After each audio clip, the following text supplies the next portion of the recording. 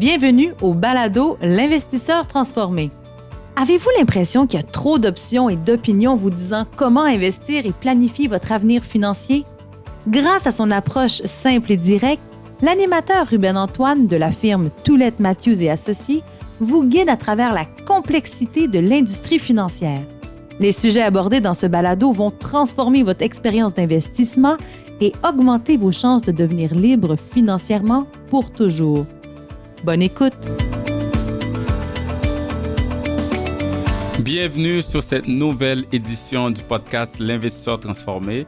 Je suis votre animateur Ruben Antoine et l'épisode d'aujourd'hui est le dernier de notre série spéciale sur l'immobilier. Bon, je sais que dans l'audience, il y a beaucoup d'amoureux et d'amoureuses de l'immobilier et peut-être qu'on est un peu triste parce que dès l'épisode prochain, on va revenir à des sujets plus en général sur les finances personnelles. Mais sachez que je vous réserve dans l'épisode d'aujourd'hui une conversation vraiment intéressante et vous allez vraiment apprécier, je pense, l'invité qu'on a sur le podcast aujourd'hui. Pour ceux et celles qui ont peut-être manqué les épisodes précédents de cette série sur l'immobilier, je vous invite à aller écouter celui sorti en août où nous avons répondu à la question « Est-ce qu'il est mieux de louer ou d'acheter en immobilier ?» Ensuite, le deuxième épisode de la série qui a ensuite suivi en septembre, nous avons abordé la crise de logement et les solutions pour y remédier. Là, on s'entend. Malgré toutes les solutions énoncées, discutées dans ce deuxième épisode, on le sait, cela va prendre beaucoup de temps pour même espérer un jour régler cette crise d'abordabilité au logement qu'on vit dans tout le pays. Donc, dans l'épisode d'aujourd'hui, nous avons voulu comprendre quoi faire en attendant. Quel est l'état du marché immobilier actuel pour un acheteur ou même pour un vendeur d'une propriété? Quel est l'impact, par exemple, des récentes baisses de taux d'intérêt sur le marché résidentiel? Et si on se projette, quelles sont les perspectives futures du marché immobilier? Pour nous aider à survoler tous ces éléments, nous sommes accompagnés par le courtier immobilier Georges Bardager.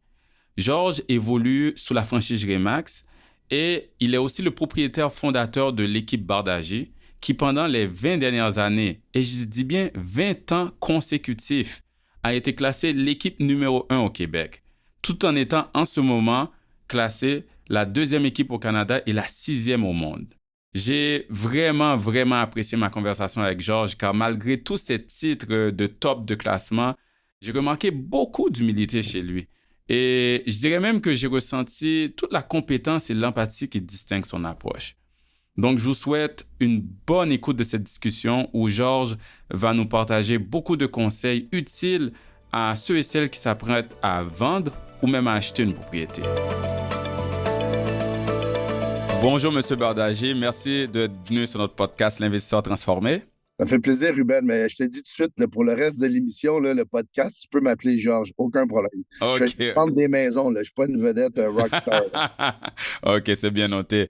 Georges, écoute, on le sait bien que tu es quand même très bien connu dans le milieu immobilier, même si tu dis que tu n'es pas une vedette, parce que ton équipe est classée en fait numéro 1 au Québec depuis 20 ans. J'ai appris dans notre discussion que c'est aussi classé 2e au Canada et 6e au monde pour Remax.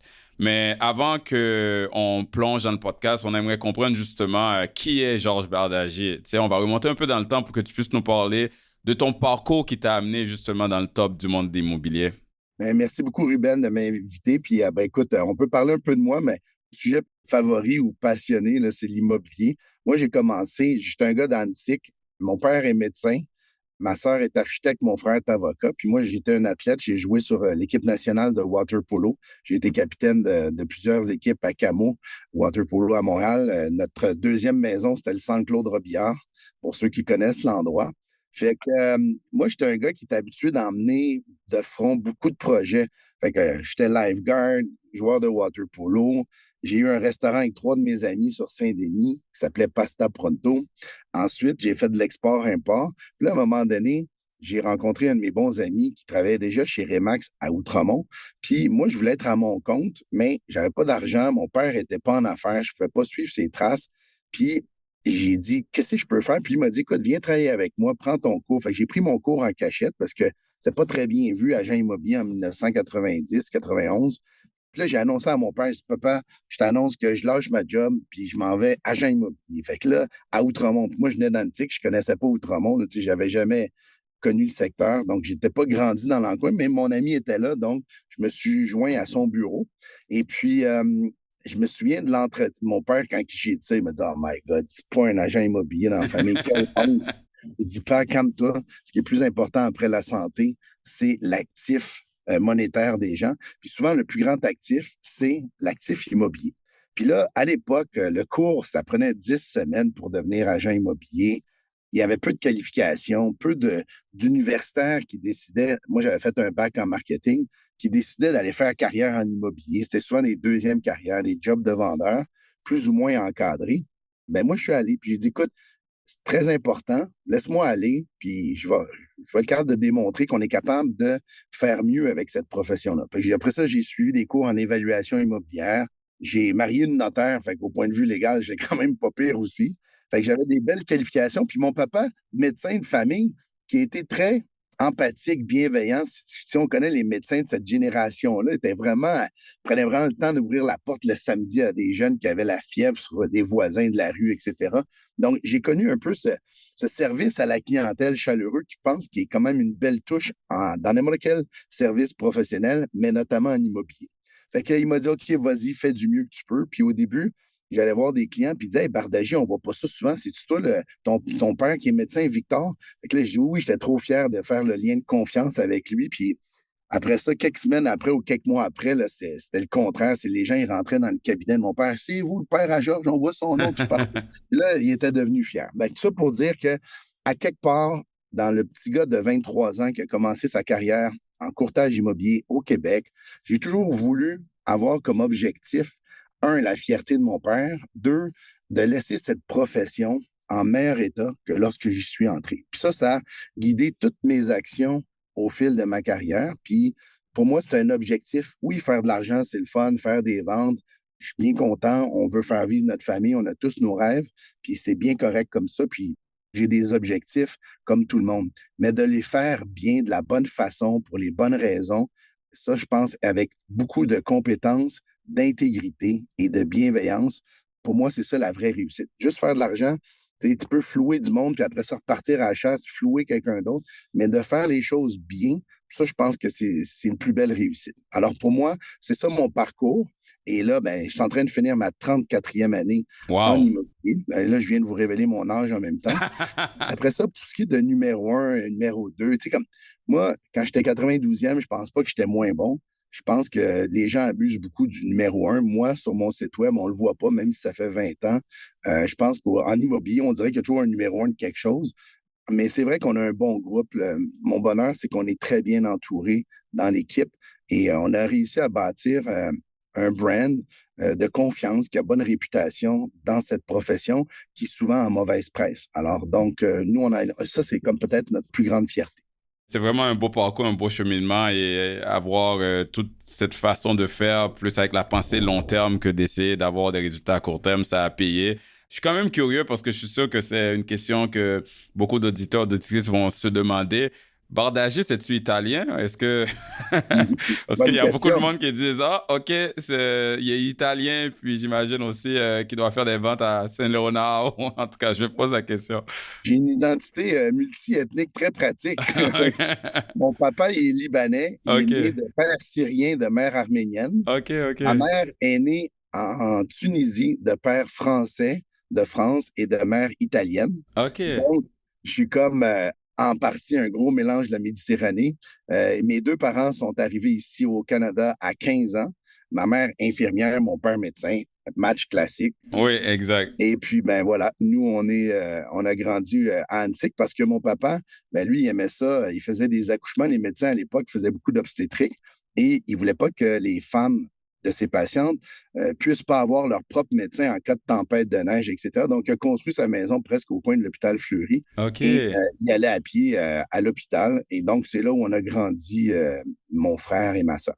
OK, ben merci d'avoir partagé tout ce cheminement personnel. On le sait, on a en toi un expert immobilier sur le podcast aujourd'hui. Donc, on va parler du marché immobilier. Mais avant de parler du marché actuel, j'aimerais qu'on aille un peu en arrière dans le passé, dans un passé pas si lointain, en fait, la pandémie. Donc, la pandémie, on le sait, avait fait naître de nouvelles tendances. Tu sais, les gens aimaient moins les condos au centre-ville, par exemple. C'est moins idéal quand tout était fermé avec le confinement. Les gens allaient plus vers les chalets, qui étaient devenus très populaires, ou vers des maisons plus grandes parce qu'on voulait avoir une pièce séparée pour le télétravail. Mais maintenant, Georges, on a des prix de maison plus élevés, on a des taux d'intérêt plus hauts. Est-ce que ces nouveaux facteurs ont fait naître de nouvelles préférences chez les gens ou de nouvelles tendances? C'est quoi que vous voyez en ce moment sur le marché? C'est une très bonne question. La pandémie a apporté des comportements qu'on n'avait pas. On suspectait pas ça. D'abord, le marché immobilier, là, en 2000, pour revenir un peu en arrière, le 2019, début 2020, ça marche très bien. Il manque de propriétés à vendre. Les prix sont en croissance. Le marché se comporte déjà très bien.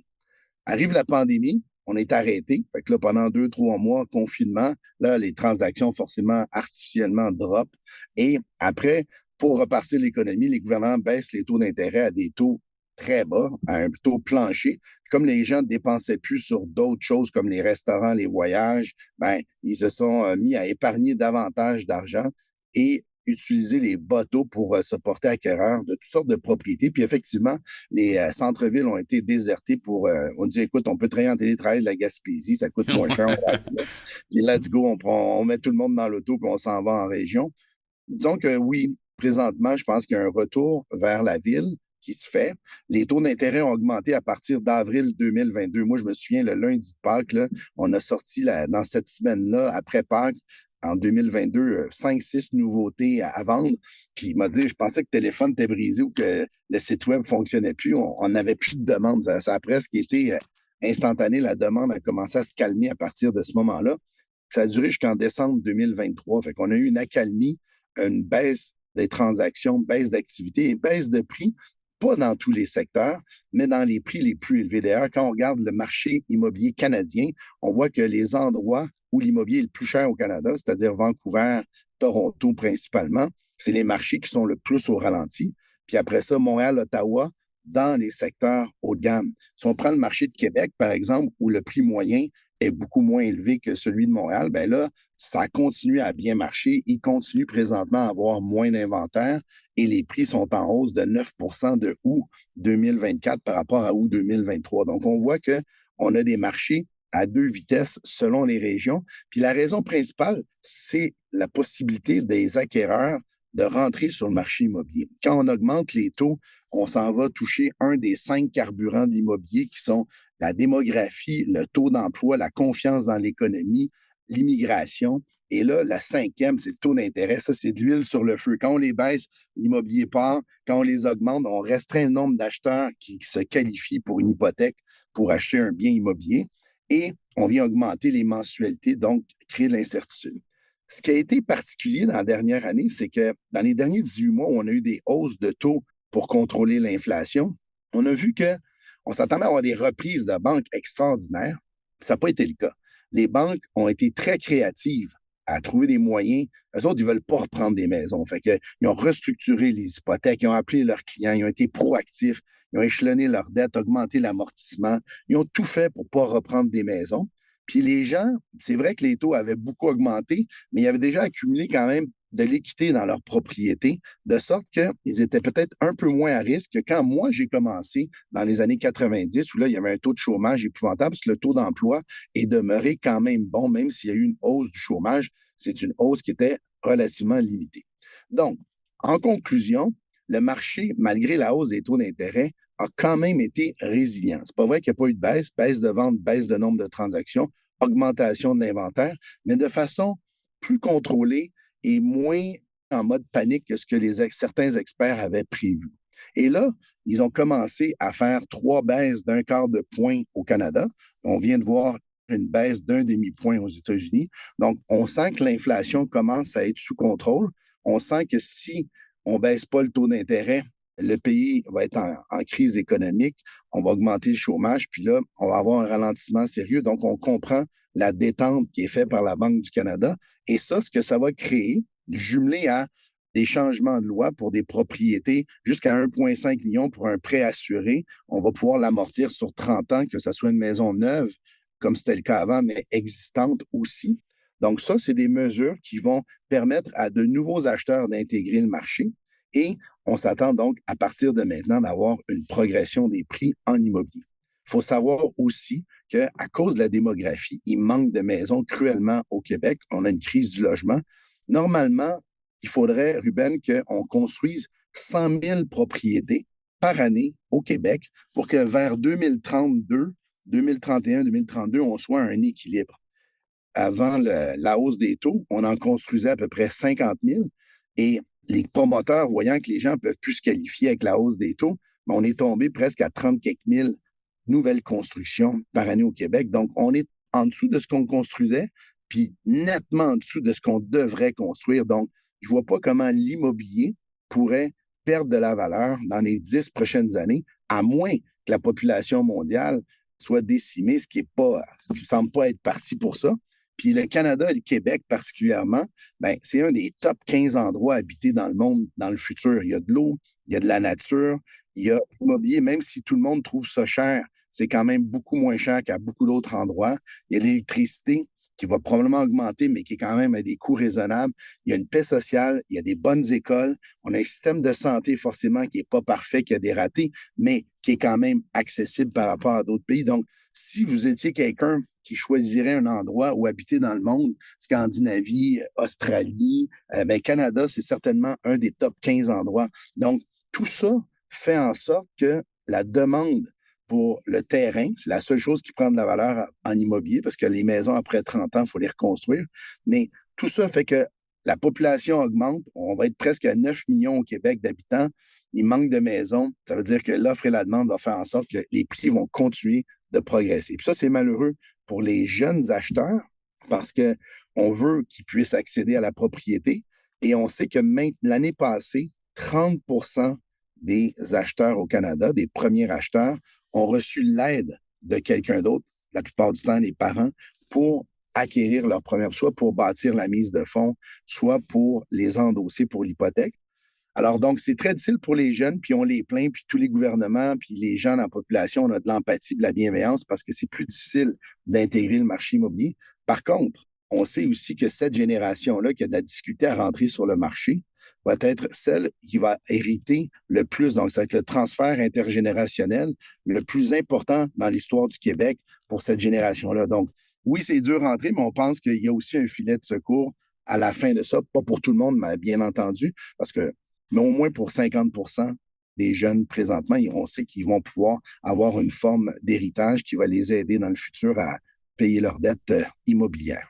Justement, Georges, comme tu le sais, le podcast qu'on fait aujourd'hui, ça fait partie d'une série que l'on fait sur l'immobilier. Donc, l'épisode précédent, c'était justement sur la crise du logement. Et l'invité, Adam Mongrain, un expert dans le domaine, il nous a fait part justement de cette crise et du fait que, selon la SCHL, il va falloir construire à l'échelle du Canada, là, d'ici 2030, pour espérer rétablir l'équilibre, 5,8 millions de logements. Donc, on s'entend que... Puis là, en ce moment, les politiques sont pas assez agressives pour se diriger vers ça et toutes les mesures qu'il faut prendre.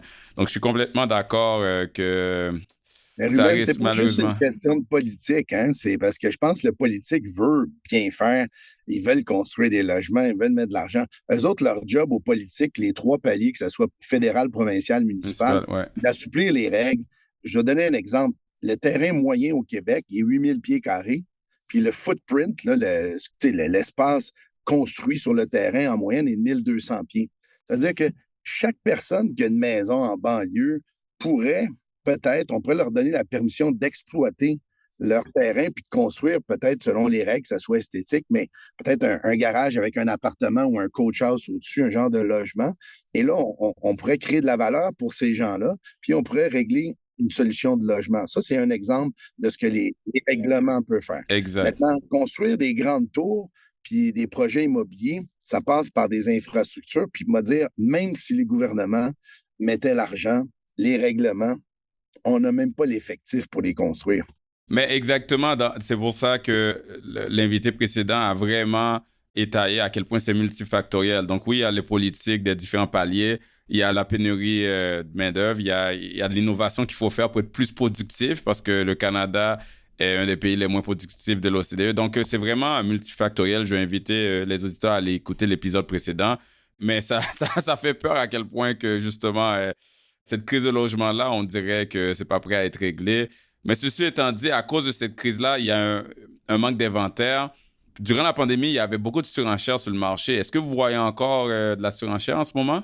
Ben, regarde, en 2021, il y avait 50 des ventes, puis début 2022, 50 des ventes environ au Québec, 48 dépendant des régions, qui étaient en offre multiple. Donc, promesse d'achat multiple dit souvent vendre plus cher que le prix demandé. Puis, je me souviens, les journalistes, certains partis politiques au gouvernement provincial disaient c'est la faute aux courtiers immobiliers, c'est eux autres qui font monter les prix de l'immobilier. On essaie toujours de trouver quelqu'un à accuser. Ouais, hein? mais là, je leur réponds oui, mais en 2023, on est tombé à 10 des deals en promesse d'achat multiple. Comment ça fait qu'on était capable de le faire en 2021 puis qu'on n'est plus capable de le faire en 2023? Ça, c'est de la bullshit, comme on dit. Les promesses d'achat multiples viennent d'un manque d'inventaire. Pas compliqué. Il n'y a pas assez de maisons, les conditions d'achat sont bonnes, le monde achète, il manque de maisons, les prix montent. C'est pas compliqué, c'est comme ça. Alors là, je dirais qu'en 2024, on n'est pas du tout dans la même situation que quand les taux étaient en bas de 2 mais je dirais on est plus vers 15 à 20 des promesses d'achat présentement au Québec qui sont en surenchère, surtout dans les produits les plus accessibles, les plus près du prix médian. Dans le très haut de gamme, surtout les propriétés qui sont à rénover, c'est un petit peu plus au ralenti. Les propriétés qui sont clés en main, étant donné que c'est coûteux et compliqué des fois de rénover ou de construire une propriété, mais ceux-là, il y a toujours une prime qui est versée par l'acheteur parce qu'il n'y a rien à faire. Donc, ces propriétés-là se vendent mieux, mais on est nettement loin des 50 qu'on avait en 2021. Est-ce qu'on pourrait y retourner? Possiblement vers 2026, mais pour l'instant, ça reste probablement une offre ou une maison sur 5 qui est en promesse d'achat multiple. C'est quoi le plus grand nombre d'offres multiples que vous avez vu sur une propriété? Moi, personne. Dans mon équipe, on en a eu plusieurs. Moi, je me souviens d'un dossier, on avait eu 68 promesses d'achat. Oh, wow! Mm-hmm. Alors, C'est intense. nous, on vend du commercial, des propriétés à revenus. On vend des terrains à développer. Là aussi, on avait déjà eu 24 promesses d'achat sur un terrain à développer pour des développeurs de condos. Donc, oui. Alors, nous, c'est sûr que c'est plus de travail, mais en même temps, c'est la mission que le vendeur nous donne. On travaille pour le vendeur quand on a un contrat de courtage-vente. C'est de le représenter puis d'essayer d'obtenir le meilleur prix, les meilleurs termes et conditions. Puis, c'est ça qu'on fait. Maintenant, je dirais qu'en moyenne, quand il y a des promesses d'achat multiples, ça tourne plus entre 2 et 5. OK, je comprends. Puis, on a parlé de tendance ou d'habitude en immobilier. Georges, si on regarde dans le temps, en général, une famille achetait une maison et il restait dedans pendant 25 ans, jusqu'à ce que les enfants soient partis ou que les parents devenaient vieillissants.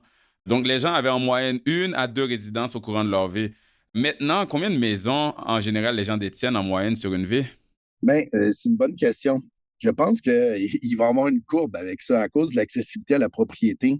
Les jeunes acheteurs présentement qui ont entre l'âge de 25 et 35 ans, c'est plus difficile de rentrer sur le marché. Peut-être qu'ils vont en avoir moins, mais je peux dire qu'à l'époque, c'était 1 ou 2, puis il s'est passé probablement entre 3 et 5 dans les 10 à 15 dernières années. Puis peut-être qu'on va retomber à 3 ou 4, comme dans l'avenir, parce que ça dépend si on tient compte des résidences secondaires. Il y en a qui ont les moyens d'avoir un chalet. Il y en a qui ont une propriété nécessairement pas au Québec, mais c'est peut-être un condo en Floride. On voit ça. Les empty nesters vendent leur grande maison, gardent un pied à terre en ville, puis prennent un chalet ou un endroit au chaud l'hiver. Donc, ça, c'est des choses qu'on peut voir. Mais je dirais 3 à 5 en moyenne. C'est sûr que ça dépend tellement de facteurs. Il y a des gens qui sont transférés dans leur travail sans arrêt. Puis ça dépend aussi des gens qui se séparent. Donc, un couple qui se sépare, on sait qu'un couple sur 2 qui va malheureusement se séparer dans la vie, ou heureusement, ça dépend du gars. Et puis, c'est certain que les gens qui se séparent sont forcés à faire plus de transactions que les familles qui restent ensemble. Donc, peut-être que ça aussi, ça va influencer le nombre de propriétés que quelqu'un... Mais je dirais en moyenne 3 à 5 propriétés dans une vie, sans compter les propriétés d'investissement ou autres là, qu'ils pourraient avoir on the side. C'est pour ça qu'ils disent que les transactions immobilières dépendent souvent des 8D, diploma, diamond, diapers, debt, divorce Downsizing, Disability and Death. Donc, le diplôme, le diamant qu'on se marie, diapers pour les couches quand les enfants arrivent. Debt, c'est si quelqu'un ne peut plus supporter son hypothèque. Le divorce, downsizing, c'est quand les gens quittent pour aller pour une maison plus petite. Puis disability, là, je traduis, là, les gens ont une incapacité, ils sont plus vieux, ils doivent aller vers une maison plus adaptée. Puis death, la mort, c'est quand il faut que la succession va de la maison. Donc, j'imagine que ça a été en général des situations où un bien immobilier changeait de main. Je vais en rajouter un autre, Ruben, Ah ouais? C'est lequel j'ai manqué? Diabolic Neighbors. Ah ouais? Les mauvais Ah ouais. voisins. Ouais, j'avoue, je Je l'aime veux ça. dire, au Canada, là, je dirais que ça aurait presque une vente sur 5 que le monde y vend à cause de leurs voisins. C'est un sans dessin. Ah Là. ouais, OK. Donc, 9D à la place de 8. Ouais, c'est exactement. Rajoute un D. C'est bon, c'est bon. Parlons du marché immobilier actuel. Donc, tu l'as mentionné plus tôt, Georges, il y a eu une hausse rapide des taux d'intérêt en 2022. Et là, enfin, on commence à les voir baisser avec les 3 baisses au Canada et la baisse récente aux États-Unis. Donc, on a quand même vécu des montagnes russes dans les taux d'intérêt. Puis, tu l'as déjà mentionné, mais en ce moment, c'est quoi l'impact sur le marché immobilier? Comment tu vois les perspectives? C'est certain qu'il y a eu des montagnes russes, mais là, présentement, on revient vers des taux qui sont plus près de 4,5. Moi, je me souviens, écoute, Ruben, en 2001, quand j'ai acheté la maison où j'habite présentement, j'ai eu la première hypothèque, je pense, de la Banque nationale à l'époque à 6. Puis avant ça, on payait 8,5, Ouais. 9. À 6 là, j'ai fait un party, j'ai invité toute la famille. C'est tellement cool. On a frappé le jackpot. Puis maintenant, ben, les gens, ils voient 6 hey, c'est cher, les taux sont hauts. Fait que tout est relatif. Faut dire que dans le temps, les prix de l'immobilier étaient moins élevés, fait que c'était normal, mais ça restait quand même des taux qui étaient beaucoup plus élevés. On payait plus d'intérêts qu'on remboursait de capital. Alors que là, maintenant, dans les dernières années, c'était le contraire. On a eu la chance de pouvoir rembourser beaucoup de capital avec des hypothèques en bas de 2. Là, il va y avoir des renouvellements qui ont lieu. Donc, forcément, la dette va augmenter. Mais si je peux pouvoir ma boule de cristal, je dirais que probablement que ça va se stabiliser à quelque part entre 3 et 4 pour les 5 prochaines années. Et ça, il ne faut pas que ça baisse trop bas, parce que si ça baisse trop bas, ben, ça crée de la surenchère, les prix montent, puis ça contribue à l'inflation. L'année passée, quand les banques centrales essayaient d'augmenter le taux d'intérêt pour contrôler l'inflation, si ce n'était pas de l'immobilier, ils étaient déjà à leur taux cible d'inflation de 2. Alors, il faut comprendre que jouer avec les taux d'intérêt, c'est vraiment pour éviter une récession économique, mais à un moment donné, des récessions économiques, ça a quelque chose de positif. Ça permet aux gens de rationaliser, réduire les dépenses, contrôler, moins s'endetter. C'est un genre de reset. Fait qu'il ne faut pas non plus que les taux baissent au taux de la pandémie parce que là, on va recommencer le même cycle. Alors moi, je pense que ça devrait se stabiliser au niveau des hypothèques à quelque part entre 3 et 3,5, mettons, et 4 puis rester là pour un bon bout de temps et ça va amener de la stabilité. Puis après ça, ben là, c'est au gouvernement, aux intervenants du marché, aux constructeurs de construire le plus de logements possible. C'est comme ça qu'on va y arriver. Mais justement là-dessus, Georges, il y a des gens qui attendent encore avant d'acheter. Tu sais, ils mettent le projet sur la glace parce qu'ils pensent qu'au fur et à mesure que les propriétaires actuels vont renouveler leurs prêts hypothécaires à un plus haut taux, même si ça a baissé, ça reste plus haut au niveau historique. Il y en a qui pensent que certains propriétaires ne pourront plus supporter la dette et devront vendre et que ça va faire chuter les prix immobiliers. Donc, ils essaient de faire du market timing, ce que nous, on déconseille du côté de l'investissement boursier. Mais c'est vrai, il faut le dire que c'est vrai que depuis l'augmentation de taux, seulement environ 30% des hypothèques ont été renouvelées à plus haut taux. Donc, il y a environ 65 à 70% des prêts hypothécaires qui feront l'objet d'un renouvellement en 2025 et 2026. Donc, il va y avoir des emprunteurs qui n'ont pas encore subi le choc financier de payer une dette à un nouveau taux plus élevé. Tu sais, on le sait, là, il y a eu 3 baisses de taux, mais tu l'as dit tantôt, les taux ne vont pas nécessairement revenir tout de suite à 2% comme ce qu'on voyait en 2019-2020. Donc, en prenant ça en compte, Georges, est-ce que tu penses que c'est une bonne stratégie d'attendre avant d'acheter? Non, pas du tout. Ça fait 34 ans que je fais ce métier-là. Quand j'ai commencé, il y avait 100 maisons à vendre pour un acheteur. Des deals, là, il y en avait à tous les coins de rue. J'étais le messager des mauvaises nouvelles. Les prix avaient baissé de 25 sur 5 ans en immobilier à l'époque. Quelqu'un a payé une maison 400 000 en 90. En 95, là, on la vendait 100 000 de moins à 300 000. Donc, j'ai vu ça. J'ai été témoin de ça. On s'en va pas là du tout. Je pense que les renouvellements de taux vont se faire à des taux qui vont être plus élevés que le 2 mais qui vont être moins élevés que ce qu'on a connu dans les 18 derniers mois. Fait que la vérité, c'est que ça va être à quelque part entre les deux. Oui, il va falloir qu'ils serrent la ceinture. Oui, il va y avoir malheureusement pour la population des renouvellements difficiles à payer des mensualités plus élevées. Pendant ce temps-là, ben, les salaires ont quand même continué d'augmenter. Mais ce qui arrive, pourquoi c'est pas une bonne idée, c'est que les gens essaient toujours de timer le marché. Mais on va dire, le marché immobilier à la bourse, ça pourrait avoir des crashs ou des mouvements rapides qui sont émotifs. Mais l'immobilier, c'est des longues courbes tranquilles. On va dire, une grosse hausse en immobilier ou une grosse baisse, là, c'est 5 sur 6 mois. Ça, c'est énorme. C'est rapide pour l'immobilier. Alors, de timer le marché, dites-vous bien que si vous attendez que les taux baissent pour pouvoir acheter, ben, si c'est bon pour vous, ça va être bon pour quelqu'un d'autre. Ce qui va arriver, c'est que vous allez payer un taux moins cher, mais que les prix vont avoir augmenté. Si vous attendez qu'il y ait plein de reprises sur le marché puis que ça va forcer la banque, mais sachez qu'il y a beaucoup de jeunes présentement qui ont commencé à économiser avec leur CELIAP, les REER pour faire leur RAP, avec le CELI. Ils ont toutes sortes de moyens, ils ont des subventions, il y a des programmes gouvernementaux, puis ils ont augmenté l'amortissement pour justement intégrer. Fait que ces gens-là, là, ils vont arriver, ils vont rentrer sur le marché et ils vont acheter ces maisons-là. Fait que moi, je pense que s'il y avait eu à avoir une baisse importante des prix, on l'aurait connu quand les taux avaient augmenté successivement entre 2022. Puis il y en a eu une, mais la baisse était plus de l'ordre de 5 à 8 sur 18 mois dans les produits les plus haut de gamme. À la limite, le prix médian a presque pas baissé au Québec pendant cette hausse de taux. Alors, s'ils baissent les taux probablement encore d'un autre point de base d'ici les 18 prochains mois ou les 14 prochains mois, ben moi, je pense que ceux qui attendent que les prix crashent en immobilier, ils n'en auront pas de deal. Au contraire, je donne le conseil. Mais ma propre fille, j'ai dit, écoute, achète tout de suite. Si tu as la capacité financière, achète tout de suite. OK, au moins, tu vas payer un prix qui est probablement un peu plus raisonnable que ce qui s'en vient dans 18 mois. Puis, quitte à renouveler ton hypothèque à un taux plus bas quand les taux vont baisser. C'est ça que je dis au contraire aux gens. Donc, c'est sûr que c'est pas une bonne idée d'attendre. Allez-y en fonction de vos besoins. Vous avez 2 enfants, vous restez dans un trou et demi. C'est peut-être, puis vous êtes capable d'acheter, peut-être ça serait le temps d'acheter.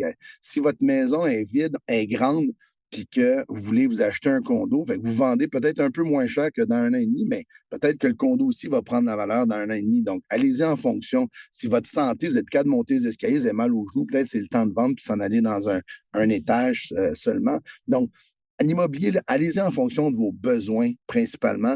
Puis si vous essayez de timer le marché immobilier pour des gains financiers ou éviter des pertes, on va vous dire bonne chance si c'est pas évident. Ben surtout, comme on a dit plus tôt, le fait qu'il y a des facteurs économiques comme justement la pénurie de logements et la croissance démographique qui supportent une croissance soutenue des prix. Hein. C'est l'offre et la demande. Il y a peu d'offres pour beaucoup de demandes. Donc, économiquement, ça favorise une augmentation des prix. Donc, on risque d'être perdant si on attend. En plus, l'inflation, le coût de construction, malgré tout ça, c'est sûr que là, il est un peu plus sous contrôle, mais je vois pas les coûts de construction baisser. Moi, malgré la hausse des taux, ça s'est peut-être résorbé, ça a arrêté de partir en fou, les délais étaient un petit peu plus courts, l'approvisionnement s'est mieux fait, probablement, en 2024 que les autres années avant, mais on ne peut pas dire que les prix ont baissé de 25 dans la construction. Donc là, au niveau du coût de construction non plus, il n'y aura pas vraiment de baisse. Exact, exact. On entend, Georges, des fois dans les médias, quand on parle du marché immobilier, justement, que c'est un marché d'acheteurs, que c'est un marché de vendeurs. Est-ce que vous pouvez expliquer à peu près aux auditeurs qu'est-ce que ça veut dire et en ce moment aussi, dans quel type de marché on est? En fait, c'est une bonne question. Les gens, ils mélangent beaucoup de concepts. Quand on parle de marché de vendeurs, marché d'acheteurs, normalement, un marché équilibré, c'est à quelque part entre 6 à 8 mois d'inventaire. C'est-à-dire que si tout le monde achetait une maison présentement, ben dans 6 à 8 mois, on n'aurait plus à vendre. C'est ce qu'on appelle un marché équilibré. En haut de 8 à 10 mois d'inventaire, on se trouve être dans un marché d'acheteurs. Donc là, il n'y a pas assez d'acheteurs pour le nombre de ventes à maison. Puis quand on est en dessous de 6 mois, donc quand, comme dans la pandémie, on était comme à 2 à 4 mois d'inventaire. Si tout le monde achetait en 2 4 mois, il n'y aurait plus de maison à vendre. Mais là, on est dans un marché de vendeurs qui provoque des promesses d'achat multiples. Donc, c'est une question d'inventaire. Alors, présentement, malgré la hausse des taux, quand on parle du prix médian, quand on parle des maisons qui sont plus abordables, donc aux alentours de 4 à 700 000 selon la région au Québec, à ce moment-là, je dirais on reste dans un marché qui est un marché de vendeurs qui est entre 4 et 6 mois d'inventaire. Et quand on parle dans les maisons plus haut de gamme, peut-être qu'on se rapproche de l'équilibre. Là, on est plus près de 6 à 8 mois d'inventaire. Puis quand on s'en va dans le très haut de gamme à rénover, bien là, ça peut être un peu plus long. Mais moi, je vous dis que présentement, on avait un marché qui tendait vers l'équilibre pendant la hausse des taux. Puis on est un marché qui est resté un marché de vendeurs, donc avec moins d'inventaire dans le prix moyen. Puis toutes les catégories de prix vont retourner dans un marché de vendeurs vers la fin 2025, début 2026. Donc, en d'autres mots, un marché de vendeurs, c'est le vendeur qui a le plus gros bout du bâton, tandis qu'un marché d'acheteurs, les acheteurs ont plus de pouvoir de négociation. Effectivement. OK. Puis, on parle d'inventaire beaucoup. C'est quoi la situation de l'inventaire sur le marché? Je ne sais pas si... L'inventaire est en hausse d'à peu près 18% par rapport à l'an dernier. Si on regarde le mois d'août par rapport au mois d'août l'an passé, les dernières statistiques. Fait que, il y a un peu plus d'inventaire qu'il y en avait à pareille date l'an dernier. Il y a des vendeurs qui ont vu que maintenant que les taux ont été assouplis, eux autres, ça faisait peut-être 1 an qu'ils voulaient vendre, ils ont retiré leur propriété du marché parce qu'ils n'étaient pas pressés. Là, voyant que ça bouge un peu plus, leur projet de vie d'acheter un chalet, d'acheter un condo, peut-être aller louer un appartement puis capitaliser sur leur argent puis profiter de la vie un peu, est revenu à l'agenda 1 an plus tard. Puis là, ils ont décidé de mettre leur maison sur le marché en même temps, ce qui a fait hausser l'inventaire là, un peu au fil des temps. Et le délai de vente a été aussi un petit peu plus ralenti dans les 12 derniers mois que c'était le cas avant. Donc, on parle plus de 60 à 80 jours selon les produits, selon les prix, alors que dans la pandémie, on vendait ça là, en 15 à 20 jours. Là, tu sais. OK. Puis justement, sur le sujet de l'inventaire, genre, tu sais, dans le temps, là, il y avait comme une rotation naturelle dans le marché immobilier, dans le sens que un jeune couple, mettons, achetait un condo, une petite maison, puis éventuellement, il évoluait vers une plus grande maison à l'arrivée des enfants ou, par exemple, quand les enfants sont adolescents puis veulent plus de place. Pendant que les retraités, eux, dont les enfants adultes avaient quitté la maison, le foyer familial, en général, ils vendaient leur maison pour aller vers une maison plus petite ou une résidence ou un condo. Donc, toute cette rotation-là, ça assurait un certain niveau d'inventaire pour les nouveaux entrants sur le marché.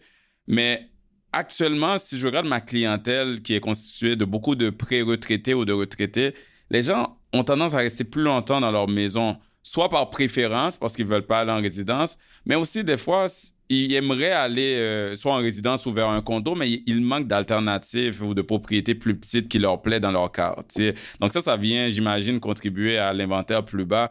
Est-ce que vous voyez ça dans votre travail?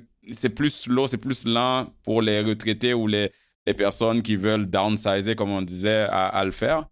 C'est un très bon point, Ruben. En fait, ce qui se passe, c'est que les baby boomers qui ont influencé beaucoup tous les facteurs économiques des 50 dernières années, parce que c'était le plus gros groupe de la population. Là, il va devenir pas le plus gros groupe, mais pour l'instant, ils ont encore assez d'influence. Ce qui arrive, c'est qu'avec la pandémie, il y a eu beaucoup d'épisodes de RPA, de CHSLD. Fait qu'on a une génération qui est plus en moyen, plus éduquée que jamais au Québec, plus en forme que jamais, avec une médecine qui a évolué plus que jamais. Puis, si on donne le choix aux gens d'aller dans un endroit petit qu'ils aiment moins en copropriété, s'ils ont la santé, les gens restent de plus en plus longtemps dans leur domicile. Fait que ça crée aussi une maison qui n'arrive pas sur le marché pour une jeune famille qui contribue à la rareté de logement. Et présentement, on peut voir que dans les RPA, il y a de la place, il y a des gens, il y a des espaces à louer et ils font des promotions par-dessus promotions pour attirer une clientèle. Les gens qui ont des moyens, qui sont éduqués puis en forme, ils disent c'est comme si 70, c'est le nouveau 80, puis moi, je reste chez nous. Donc, ça, on voit beaucoup de ça présentement, puis ça doit probablement contribuer.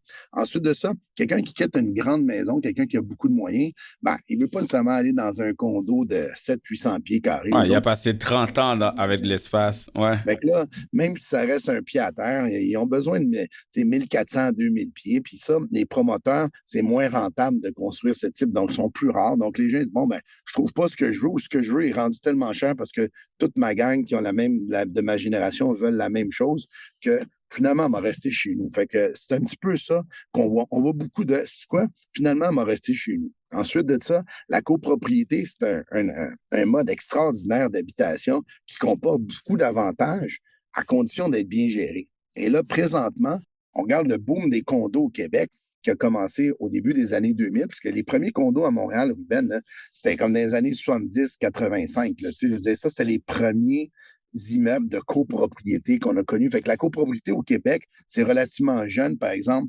comparé aux États-Unis, à New York ou par rapport à des vieilles villes d'Europe. Donc, le gros boom a eu lieu dans les années 2000. Bon, si tu as une maison, toi, tu sais très bien que si elle est construite en 2000, vraiment qu'en 2025, 2030, 25 à 30 ans après, il va falloir que tu fasses le toit, peut-être des travaux de briques, réparer la plomberie, rénover la cuisine, changer des fenêtres. Ton immeuble va avoir besoin d'amour et d'entretien, mais les immeubles de condo, c'est la même affaire. Mais comme la plupart des copropriétés voulaient que les frais de condo soient le plus bas possible, ben là, ils se ramassent avec beaucoup d'entretien à faire à court terme. Les prix ont explosé, les assurances aussi. Fait que là, les cotisations, tout ça, ça devient plus difficile à gérer. Fait que le gouvernement vient de faire des lois dans les 2 dernières années pour redresser la gestion des copropriétés, faire des plans d'entretien à long terme, s'assurer qu'ils cotisent tout de suite pour qu'il y ait les moyens financiers. Puis ça, c'est comme une petite révolution. Puis le monde qui entend des histoires d'horreur, pas tous les immeubles, la plupart des immeubles, ça se passe bien, sont bien gérés, mais certaines histoires d'horreur dans certains immeubles, les gens qui sont dans leur maison, ils voient ça, j'ai-tu besoin de ça? Moi, finalement, ici, ça me coûte peut-être plus cher, puis je monte des escaliers, mais au moins, je contrôle mon environnement. Alors ça contribue peut-être aussi au fait que, malheureusement, certaines maisons familiales sont occupées par moins de personnes et ne sont pas libérées pour des jeunes familles, puis ça contribue peut-être à avoir aussi une rareté de maisons unifamiliales. C'est comme un rêve. Le rêve américain est aussi un rêve québécois, c'est-à-dire avoir sa maison, sa piscine, son garage, son sous-sol, même si on sait que les sous-sols, là, présentement, ils prennent beaucoup l'eau là, cette année. Moi-même, j'ai été inondé. Là, Moi aussi. Ah. Alors, il y a 70 000 maisons, je pense, au Québec qui ont été inondées avec le 9 août, avec la fameuse... Moi, c'est la première fois en 24 ans. Peut-être que les sous-sols, il va falloir qu'on repense comment on fait les sous-sols. D'ailleurs, je suis là-dedans présentement à reconstruire mon propre sol. Fait qu'on met des systèmes pour pas que l'eau rentre, puis on met des matériaux qui sont plus faciles à nettoyer en cas de récidive. Et puis, on s'assure de mettre pas d'objets de valeur là, au ras-le-sol. Donc, ça, c'est des mesures qui vont être faites et qui vont être valorisées dans le futur parce que les maisons vont continuer à s'apprécier, qu'il y ait pris l'eau ou pas. C'est juste qu'il faut ajuster la mécanique du bâtiment en fonction de cette nouvelle réalité d'avoir des grosses pluies, là. Oui, et ce que je vois aussi pour les retraités, c'est que c'est aussi financé. Hein, dans le temps, en général, tu vendais ta maison, tu allais vers une maison plus petite et tu avais une équité que tu pourrais retirer qui servait en partie pour ta retraite. Là, ce que je vois avec certains clients, ils ont une belle grande maison, donc ils ont un certain standard s'ils vont dans un condo, vu qu'ils sacrifient l'espace. Mais quand ils vendent leur maison qui est un petit peu plus vieille, qui a besoin d'amour, ils veulent aller dans un condo qui a un certain standard, la différence de prix n'est pas très grande. Hein? Donc, le petit rêve de pouvoir retirer un certain fonds de ça et de le rajouter aux investissements, il est moins là aussi. Puis des fois, ça influence la décision de retarder. Mais il est là. Le problème que tu as mis le doigt dessus, c'est que le monde veut s'en aller en condo parce qu'ils sont tannés d'entretenir. Quand je vais voir des gens qui sont des empty nesters, les enfants ont quitté le nid familial, eux autres veulent vendre parce qu'ils sont tannés d'entretenir. L'entretien, c'est vrai. Ouvrir la piscine, planter des fleurs pour pas ou chauffer une grande maison. Mais quand ils regardent ce qu'ils veulent en espace, ça coûte quasiment le même prix ou même des fois plus cher que leur maison. Fait que là, il faudrait qu'il y ait la discipline de dire on va downsizer vraiment, on va laisser aller des objets. Puis c'est pas tout le monde qui est capable de faire ça émotionnellement. Exact. Mais justement, parlons des prix. Selon les données de l'Association professionnelle des courtiers immobiliers du Québec, au deuxième trimestre, ici au Québec, dans la province, en fait, le prix médian d'une maison, c'était 452 000 et pour un condo, c'était 379 000. Si on regarde à Montréal, l'unifamilial, la maison, c'est 576 000 et 405 000 pour un condo. Puis un plex, on est dans les 769 000. Donc, je regardais les données. En 2007, un ménage devrait prévoir 3,4 fois son revenu pour acheter une propriété. En 2022, c'est 5,1 fois le revenu qu'il faut prévoir pour acheter une propriété. Donc, on le sait, là, on l'a dit maintes fois dans le podcast, les prix sont vraiment élevés et les revenus n'ont pas suivi. Donc, pour un premier acheteur, comment peut-il espérer accéder à la propriété? Ça va prendre beaucoup de discipline. Il faut qu'ils utilisent tous les outils. Je pense à ma fille et son fiancé. Eux autres, ils habitent dans un appartement pas cher. Ils font des sacrifices. Ils mettent de l'argent de côté. Ils vont pas au restaurant. Ils utilisent tous les outils que le gouvernement leur offre pour bâtir leur mise de fonds. Ils travaillent fort à aller chercher des skills, des compétences qui vont être mieux rémunérées dans leur emploi. Ça, je pense que c'est la base.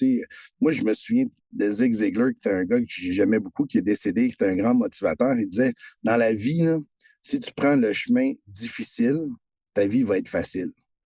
Tu prends le chemin facile, ta vie va être difficile. Donc, quand tu es Wow. jeune, tu vas au restaurant toutes les semaines, tu dépenses ton argent, tu vas en voyage, tu achètes tous tes derniers gadgets, puis tu ne mets pas d'argent de côté, bien, ça va être long avant d'arriver à avoir. Puis ceux qui arrivent à entrer dans le marché immobilier, puis il y en a, Ruben, qui sont disciplinés des jeunes, il y en a qui livrent des livres de gestion, puis comment créer de la valeur, Rich Dad, Poor Dad et d'autres.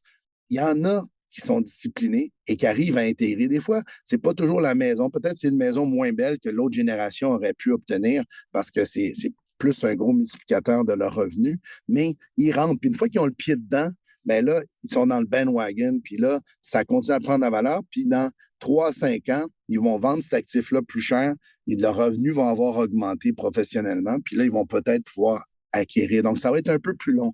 Alors, c'est vrai que maintenant, c'est 5,1 fois au lieu de 3,4 fois. Puis ça, c'est malheureux. Mais en même temps, comme je disais tantôt, pour une grande partie, pas tout le monde, mais peut-être la moitié de ces jeunes-là qui sont les premiers acheteurs, qui ont des difficultés, mais il va y avoir aussi un transfert intergénérationnel au bout de la ligne que ceux qui payaient 3,4 fois n'ont pas eu du tout. C'est un très bon point. Donc, j'entends que c'est encore possible. Il faut la discipline financière, ça va de soi. Il faut aussi être plus flexible, de pas nécessairement vouloir acheter la propriété qu'on voit sur Instagram, mais peut-être un condo pour rentrer dans le marché ou quelque chose qui nécessite d'amont, mais c'est encore possible. Ouais, quelqu'un qui est bricoleur, qui achète un plex avec 1 ou 2 revenus au-dessus, qui va les aider à payer l'hypothèque. Est-ce que c'est plus le fun pour la famille? Non, c'est pas insonorisé, tu as des locataires, faut que tu t'en occupes. Mais financièrement, ces locataires-là vont les aider à rembourser une dette plus grande, donc à rembourser puis avoir un plus grand capital au terme de leur hypothèque. Dans 15 à 25 ans, ils vont avoir accumulé plus d'équité.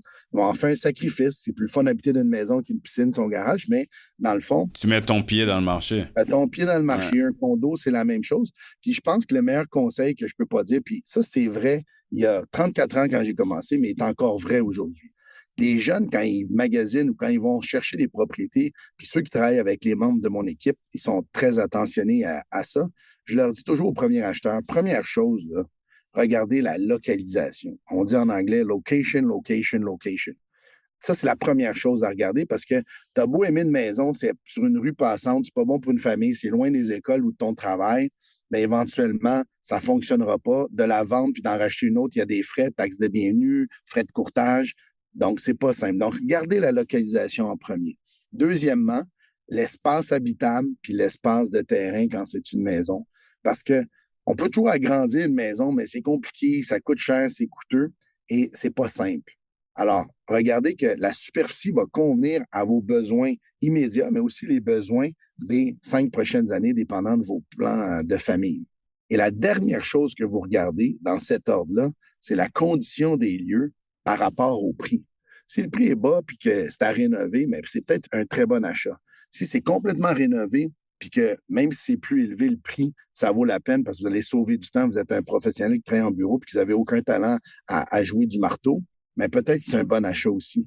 La plupart des jeunes acheteurs, puis c'est pour ça que les développeurs de condos vont dépenser des millions dans des bureaux de vente, ils créent des endroits de rêve où les gens peuvent se projeter comme vie. C'est le fun, tu es à côté du canal de la Chine, tu vas marcher, tu vas aller au resto. J'habite à la Chine, attention Ouais, là. c'est correct, mais c'était bon Ouais. d'avoir ça. Tu sais, tu tombes en amour, puis c'est correct, c'est capable de le payer, c'est ça que tu veux. Mais peut-être que leur travail est à Laval, puis que là, il faut qu'ils se tapent 45 minutes de route, aller-retour. Fait que moi, mon point, c'est localisation first, superficie, état des lieux par rapport au prix. Si on y va dans cet ordre-là, les premiers acheteurs vont toujours faire un meilleur achat. Mais là-dessus, juste pour répondre là-dessus, Georges, j'ai eu la chance d'avoir acheté en 2016, donc après l'augmentation fulgurante qui a suivi avec la pandémie. Avant, je veux dire avant l'augmentation. Mais j'ai entendu une expression durant ce marché-là où tout était en ébullition qui me rendait un peu triste pour les gens qui n'ont pas eu la chance d'avoir acheté avant. L'expression, c'est « drive until you qualify ». Donc, rouler jusqu'à ce que vous pouvez vous permettre de trouver la maison que vous voulez acheter. Donc, ça voulait dire qu'il y a des gens qu'il fallait qu'ils roulent 1 heure plus loin de leur lieu de travail ou du lieu où ils aimeraient être pour pouvoir se qualifier. Donc, comment qu'on balance ça avec le fait que vous avez dit qu'il faut focuser sur la localisation ou un milieu de vie qui est plus accommodant par rapport au J'ai travail. l'impression, Ruben, mais même si tu décides d'acheter une maison plus loin, en banlieue éloignée, il y a quand même des bonnes rues, puis il y a quand même des mauvaises rues. Exact. OK, Fait je que la comprends. Ouais. localisation, il faut qu'elle soit bonne. Tu dois être près des écoles, près des services, pas loin des accès routiers, mais pas collé dessus. Avoir des parcs à proximité, un endroit où les taxes municipales, taxes scolaires sont quand même raisonnables, que tu es capable de permettre. Puis d'acheter une maison dans ton budget, Exact. c'est-à-dire que si jamais tu as toujours au moins 3 à 6 mois d'équité de côté pour les urgences, si le toit est coule, s'il y a des travaux à faire, parce que on ne veut pas acheter une maison puis financièrement couler avec. Là, il faut peut-être qu'on est mieux d'attendre 1 an ou 2 puis économiser davantage ou d'être très attention dans les dépenses personnelles qui ne sont pas des actifs pour pouvoir justement accumuler cette personne puis là avoir une belle vie avec cette propriété-là. C'est tous des bons conseils bienveillants pour s'assurer que cette maison-là ne soit pas un fardeau, ne soit pas un stress, mais que ce soit un actif qui va faire en sorte que les gens vont avoir une meilleure vie financière. OK. Donc, avant qu'on se quitte, j'aimerais qu'on donne quelques outils aux auditeurs. Outre les conseils qu'on a déjà donnés, un premier acheteur, quelle est la meilleure façon de se préparer pour mettre les chances de son côté pour acheter une propriété? Est-ce que c'est encore qu'il faut se préqualifier? Est-ce qu'il y a certains trucs qu'ils doivent mettre en place? Se préqualifier quand on est en promesse d'achat multiple, mettre le prix le plus élevé, que si la maison se vend plus cher que ça ne nous dérange pas parce que c'était notre maximum. Donc, d'essayer d'être rationnel puis de passer à la prochaine, faire ses devoirs. Donc, quand on cherche si quelqu'un cherche dans Villeray, mais épluche Villeray puis soit utilise un courtier compétent, intègre et bienveillant qui va donner tous les outils comparables pour que tu deviennes toi-même comme acheteur un expert de l'endroit où tu recherches. Donc, moi, je dis à mes courtiers, nos acheteurs, oui, ils peuvent nous faire confiance. Ils ont été référés par des gens, des amis, de la famille, des collègues, des voisins.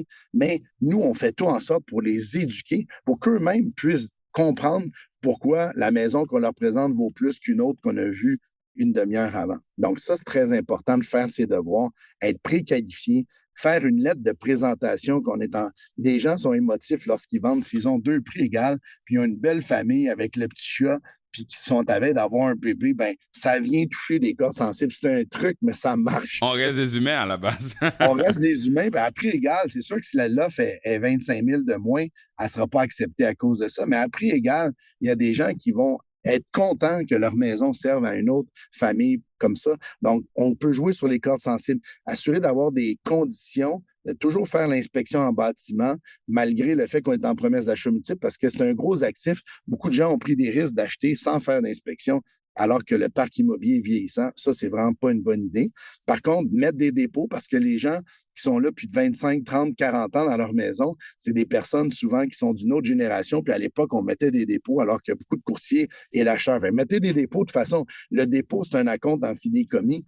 Il ne s'en va pas dans les poches du vendeur. Si jamais il y a un pépin où ça ne fonctionne pas, vous pouvez avoir votre dépôt assez facilement, mais ça inspire confiance. Donc ça, c'est un autre truc que je peux leur donner lorsqu'ils magasinent quand ils sont premiers acheteurs. Puis, bien sûr, localisation, superficie, état des lieux par rapport au prix dans cet ordre-là pour faire le meilleur achat possible. Puis, on parle beaucoup d'acheteurs étant donné le problème d'accessibilité au logement, mais pour ne pas oublier les vendeurs, est-ce qu'il y a des trucs aussi, des conseils pour qu'un vendeur puisse bien se préparer à vendre sa propriété?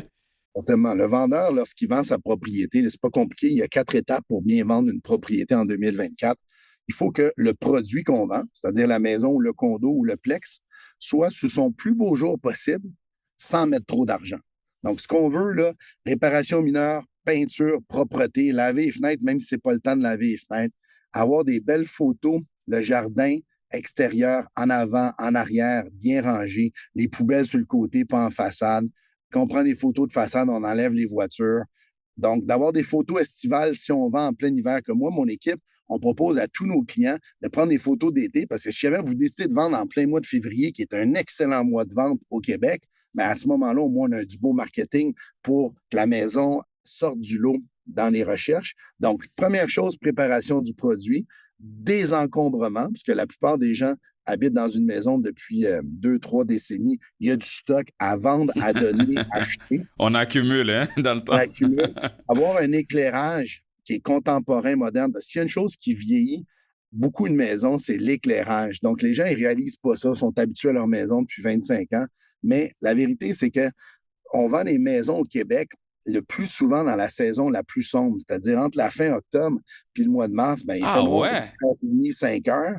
Puis là, les gens ils arrivent après le travail pour visiter une maison, puis il fait noir, puis la maison est un peu lugubre, un peu ténébreuse. Les gens ne veulent pas découvrir la maison, ils veulent la visiter. Donc, éclairez-la autant à l'extérieur qu'à l'intérieur, puis pas avec des ampoules LED bleues, pas LED dans le sens pas belle, LED LED, Ouais, ouais. que c'est fait pour le commercial. Là, tu sais. On veut des LED jaunes qui sont chaleureuses pour une résidence, mais quand même bien éclairées. Ça, c'est des détails importants. Ça prend un certificat de localisation à jour, puis ça prend idéalement un rapport d'inspection pré-vente. Vous inspectez votre maison comme si vous étiez l'acheteur de votre propre propriété pour être certain de mettre tous les acheteurs en confiance, éviter des renégociations post-inspection en bâtiment, éviter des poursuites en vice caché puisque la maison est beaucoup plus documentée par un expert indépendant au moment de la vente, donc qui décrit l'état physique. Ça, c'est ce que le vendeur peut faire. Fait que ça, c'est la partie produit. Après ça, il y a la partie mise en marché. Ça prend un courtier compétent, intègre, bienveillant, qui fait du marketing, qui est accessible, disponible, rapide, fiable, sécurisant, bon en négociation, bon en psychologie, parce qu'on sait que vendre une maison, ça vient au 5e, 6e rang des stress d'une vie. Donc, d'avoir quelqu'un qui nous soutient émotionnellement, qui est là pour nous, qui est bienveillant, c'est très précieux. Et ça, c'est notre travail à nous, les courtiers, de faire publicité, les visites, les comptes rendus. Un bon courtier immobilier fait des suivis après les visites, dit comment ça s'est passé, combien de personnes sont venues, quel groupe d'âge ils avaient, seul ou avec enfants, c'est quoi les chances que cet acheteur-là fasse une promesse d'achat de 1 à 10. Donc, ces suivis-là sont très importants. Donc, ça, c'est la job mise en marché. Ça, c'est la job du courtier immobilier. Puis, demandez des références, renseignez-vous. Il y en a des très bons courtiers. Il y en a des moins bons, ou en tout cas, il y en a qui sont peut-être pas aussi expérimentés. Demandez à avoir des références sur le courtier immobilier. Moi-même, qui ai vendu mon propre immeuble en 2022 dans le plateau, j'ai fait affaire à un courtier immobilier. Il faut dire, je leur ai tout dit quoi faire.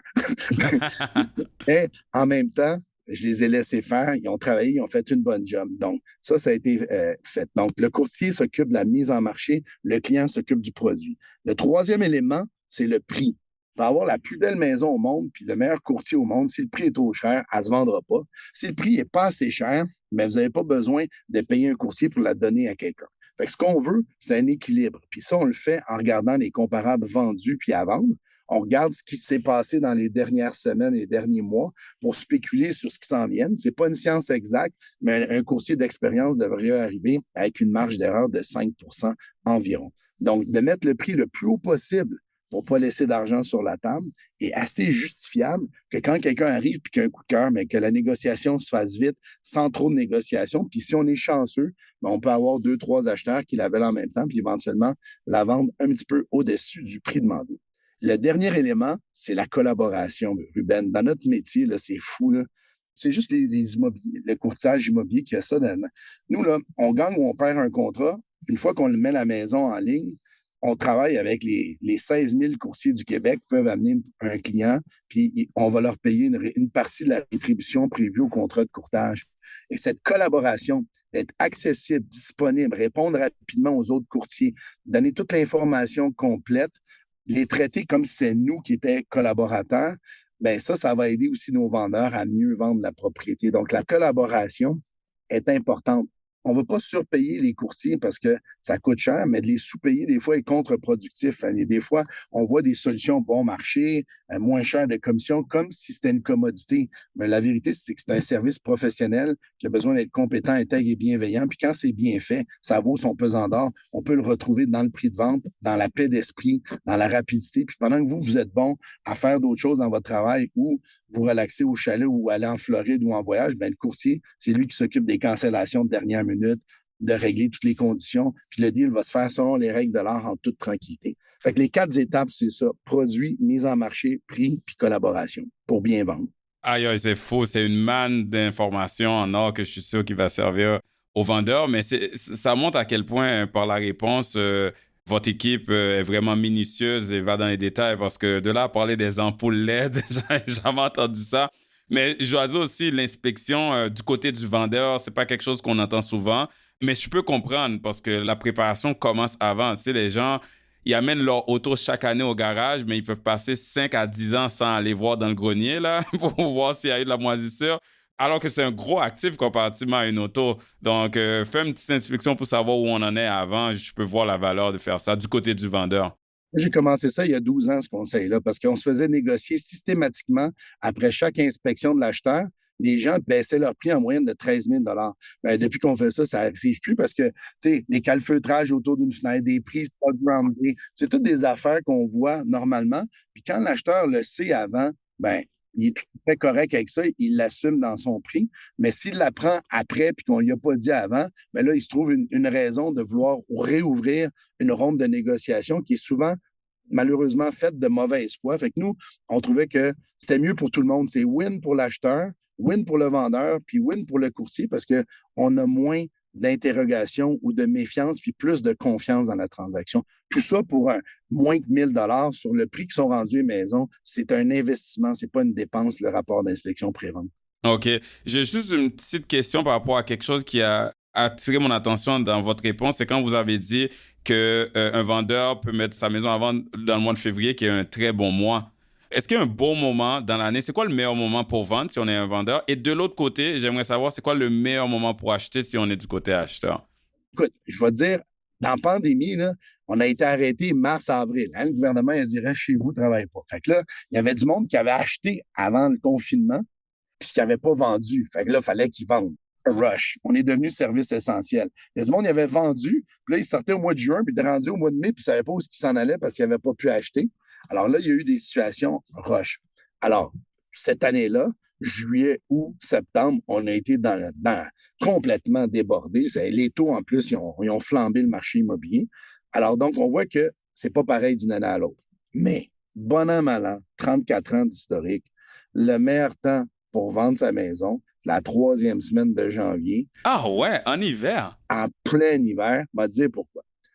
En immobilier, tout se passe environ 3 mois à 4 mois avant la date d'occupation. Fait que si tu vends ta maison au mois de février, mars, avril, ce qui est là qu'on voit beaucoup vendre mai, puis que tu notaries juin, juillet, août, ça, là, c'est la courbe que tout le monde aime. Ah okay? Oui. Quand on fait les choses d'avance, on diminue le stress. Si tu vends ta maison au mois de mars, avril, il y en a plein de ventes qui se font là, mais que l'acheteur l'a vu au mois de juin, ça commence à être serré pour te relocaliser. Donc, les choses se font plus d'avance qu'auparavant. Et ce qui se passe dans le marché pour les vendeurs, c'est que dès le mois de janvier, dans le temps des fêtes, les couples, les familles ou les jeunes premiers acheteurs ont une décision à prendre. Leur bail au Québec, curieusement, se termine le 30 juin. Puis, il faut qu'ils donnent un avis à leur propriétaire, souvent fin mars, donc 3 mois avant l'expiration de leur bail.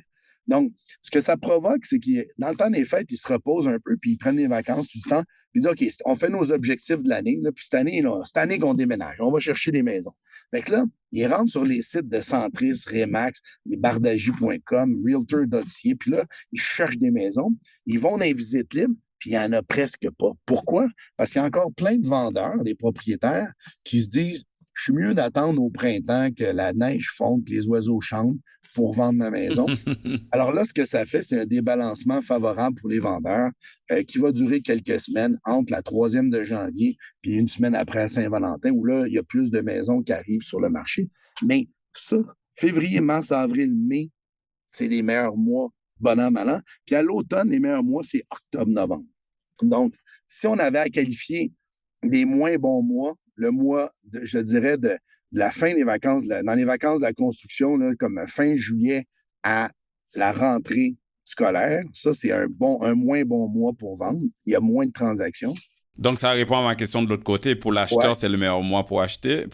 Ben, c'est des bons mois parce qu'effectivement, il y a plus de courtiers en vacances, donc plus de clients en vacances, donc moins d'acheteurs. Puis il y a des vendeurs qui n'ont pas vendu parce qu'ils demandaient trop cher ou quoi, qui ont baissé leur prix, puis là, qui sont motivés. Donc, ça peut être une opportunité. Puis, je dirais, à quelque part, entre la 3e de novembre et la mi-janvier, là, c'est le temps des fêtes. Il y a moins de maisons qui arrivent sur le marché. Ceux qui sont là, les acheteurs ont la tête au party de Noël. Les fêtes sont fatiguées. Il fait noir, sont un peu plus déprimés. Au mois de novembre, il commence à faire noir à 4h30. Puis là, il y a une torpeur qui s'installe. Fait que si j'avais à dire les moins bons mois seraient fin novembre au 15 janvier, puis peut-être des vacances de la construction jusqu'à la 1er de septembre. Pour vendre. Ça, c'est Mais pour vendre. on en vend pareil. Oui, oui. Et moi, là, j'ai déjà fait un mois record en décembre où on avait vendu plus de maisons que le mois de juin d'avant.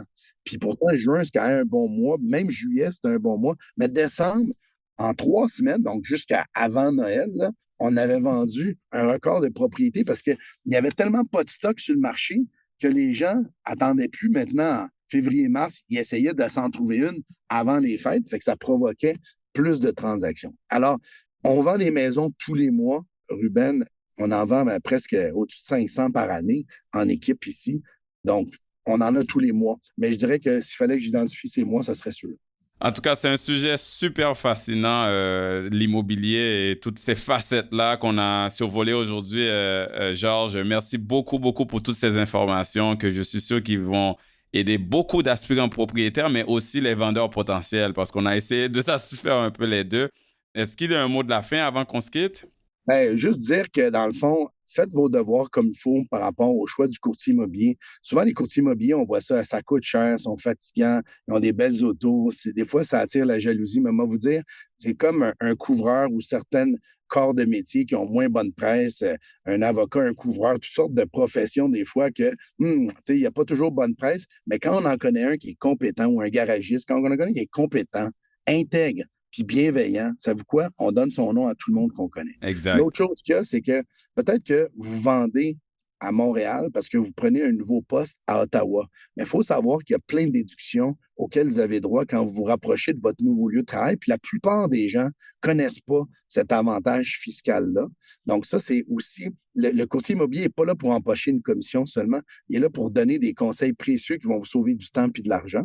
Puis quand vous voulez déménager dans une autre région, moi, j'ai accès, nous, on est 2e au Canada, puis je peux te dire qu'en Amérique du Nord, je connais les meilleurs courtiers, peu importe la firme qu'ils représentent dans chaque patelin de l'Amérique. Donc, on est capable aussi de vous référer les meilleurs professionnels partout. De toute façon, si vous avez besoin d'un conseil, comme ils savent où nous trouver, puis ça va me faire plaisir de prendre le temps de peut-être extrapoler certains des conseils que je vous ai donnés aujourd'hui avec notre équipe. On a une équipe qui est vraiment multidisciplinaire, on fait du commercial, résidentiel, et on est capable, et de l'investissement, on est capable de vous accompagner. Donc, n'hésitez pas à communiquer avec nous. Définitivement, on va mettre le site web et d'autres informations avec des coordonnées dans les notes de l'épisode. Georges, merci beaucoup d'être venu sur notre podcast. C'est vraiment apprécié. Merci, Ruben. C'est vraiment apprécié. Et cela, ça conclut notre série spéciale sur l'immobilier. Donc, je vais inviter les auditeurs et auditrices à aller écouter, en plus de l'épisode d'aujourd'hui, les 2 derniers épisodes qu'on a couverts sur le sujet. Et je vous remercie pour votre écoute et à la prochaine. Merci, Ruben. Vous venez d'écouter L'Investisseur transformé, animé par Ruben Antoine.